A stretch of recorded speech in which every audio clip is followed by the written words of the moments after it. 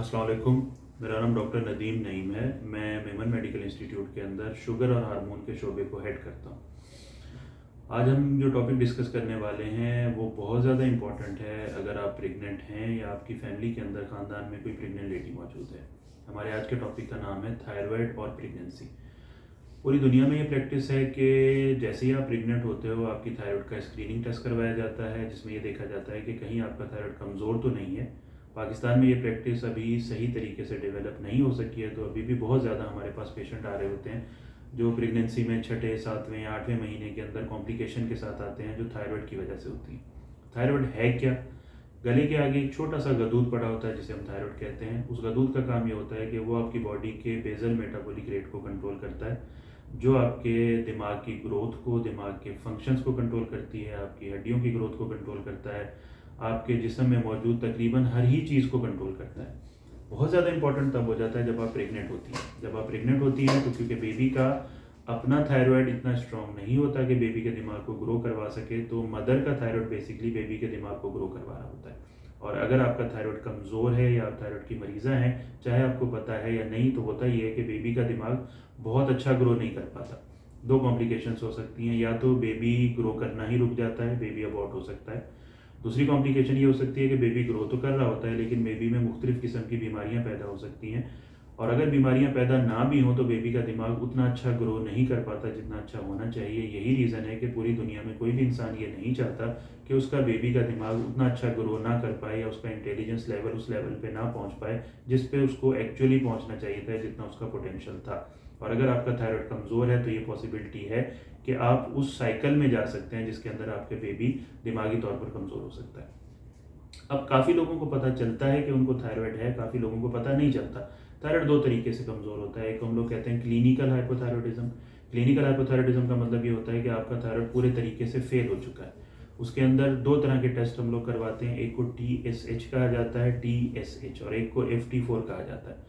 Clinical hypothyroidism के अंदर TSH level भी डिस्टर्ब होता है और FT4 लेवल भी डिस्टर्ब होता है। इस किस्म के थायराइड को क्लिनिकल हाइपोथायरॉयडिज्म कहते हैं, और इसका यूजुअली मरीजों को पहले से पता चल जाता है, जिसमें कुछ सिम्टम्स आते हैं जिसमें वजन का बढ़ना, सुस्ती ज़्यादा होना, फटीग होना, दिमाग काम ना करना, सर्दी ज़्यादा लगना, वजन का बढ़ना, ये सारी चीज़ें क्लिनिकल हाइपोथायरॉयडिज्म में होती हैं।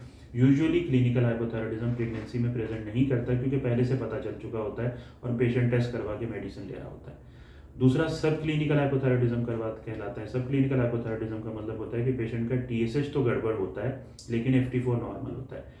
इसके अंदर यूजुअली पेशेंट को सिम्टम नहीं आ रहे होते हैं, लेकिन प्रेगनेंसी में सब क्लिनिकल हाइपोथायरॉयडिज्म भी बहुत खतरनाक होता है। ये आपके बेबी की ग्रोथ को रोक सकता है, बेबी अबॉर्ट करवा सकता है, बेबी के दिमाग की ग्रोथ को रोक सकता है। ये ज़्यादा खतरनाक होता है। कैसे ज़्यादा खतरनाक होता है? क्योंकि मदर को पता ही नहीं होता कि वो थायराइड की पेशेंट है, और अगर गायनी की डॉक्टर मिस कर जाती है थायराइड का टेस्ट करवाने को, तो 7वें या 8वें या 9वें महीने में जब बेबी की ग्रोथ हमें पता चलती है कि नहीं हो पा रही है, फिर हमें पता चलता है कि मदर थायराइड की पेशेंट है, फ़ौरन टेस्ट करवाना पड़ता है जब तक बहुत कुछ गुजर चुका होता है।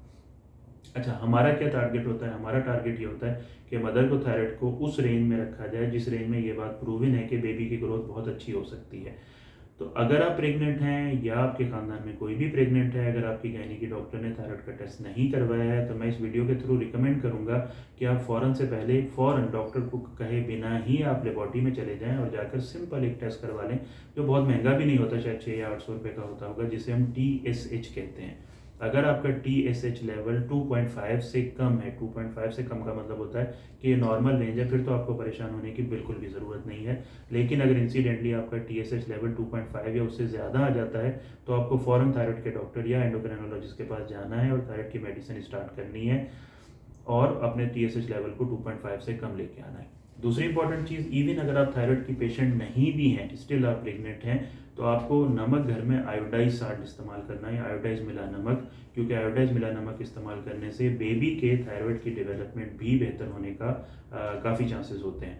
तो मेरे आज इसका मकसद क्या हुआ इस वीडियो का मकसद ये हुआ कि इवन अगर आपको कोई सिम्टम नहीं भी है, स्टिल आप प्रेग्नेंट हैं या आपके खानदान में कोई प्रेग्नेंट है, तो फ़ौरन TSH का टेस्ट करवाएं, नमक आयोडीन मिला इस्तेमाल करें, और अगर आपका TSH का टेस्ट 2.5 या उससे कम आ जाता है, उससे ज़्यादा आ जाता है, तो फ़ौरन से पहले आप अपने थायराइड के डॉक्टर को दिखा के मेडिसिन स्टार्ट करें ताकि आपका बेबी बहुत अच्छा ग्रो कर सके। इस मैसेज को जितना ज़्यादा हो सके फॉरवर्ड करें ताकि हम अपनी फ्यूचर जनरेशन्स को मुख्तलिफ़ किस्म की बीमारियों से और एबनॉर्मलिटीज़ से बचा सकें। बहुत शुक्रिया।